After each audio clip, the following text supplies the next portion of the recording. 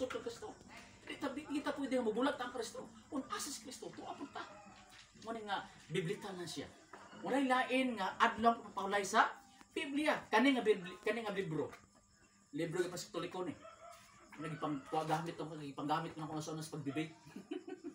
The Convert Catechism of Catholic Doctrine.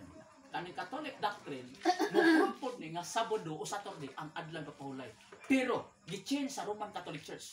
Sa page 50, kung sa page 50, mo ni siya ang kamaturan. Kaning Q, that at least means is question. Kaning A, answer.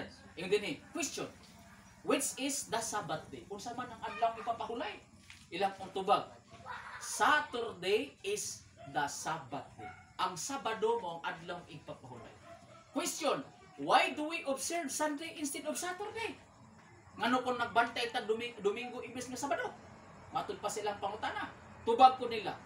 We observe Sunday instead of Saturday because the Catholic Church in the Council of Laodicea AD 336 transfer the solemnity from Saturday to Sunday. Di ba? Nagbantay man tag Domingo imbes nga Sabado.